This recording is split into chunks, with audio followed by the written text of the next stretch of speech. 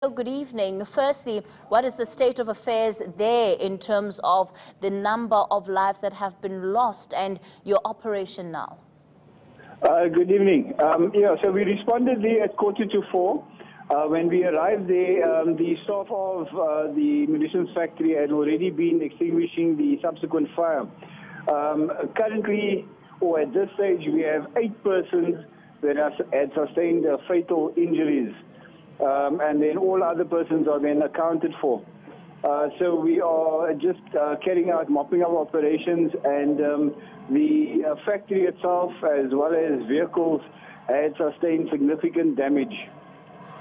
So, Theo, if I understand you correctly, earlier you said that you had been still searching for 6 people. So that means that of those that had been missing, only 4 have survived this explosion. What we had was 4 persons that we initially found with fatal injuries, and then we located another 4 people, and we've now ascertained that only those 8 had sustained fatal injuries. There's no further persons for us to search for. So you've been able to account for all the workers that had been in the factory at the time of this explosion?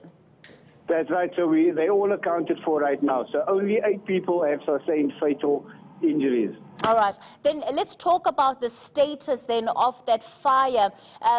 It is a Denel munitions factory, so perhaps you can tell us a little bit of what exactly may have been part of that explosion and how far you are with containing the blaze, if you haven't yet already put it out. Okay, currently the fire is contained with firefighters just carrying out mopping up operations. And then what exactly exploded, that we have not yet ascertained, neither what caused the explosion. So once they've carried out the proper extinguishing of the fire, then we will ascertain what had possibly caused the fire, but that will be an ongoing investigation.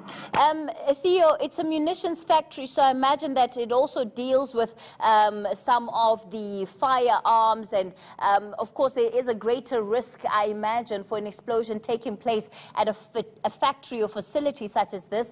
So are there any other implementations that you're putting into place as the firefighters in terms of the risk going forward?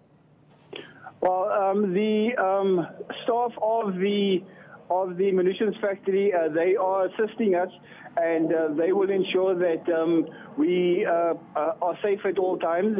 They have carried out their safety precautions as required. Right now we are under the direction of the staff of Denel.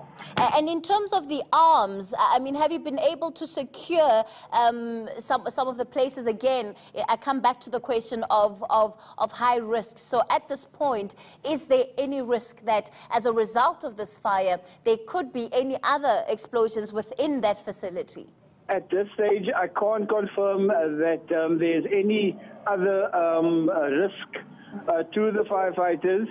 This will have to be confirmed by the staff of Denel. All right. That's why we leave it with you, Theo Lane. Thank you so much for making time for us in the midst of the work that they're doing out in Somerset West.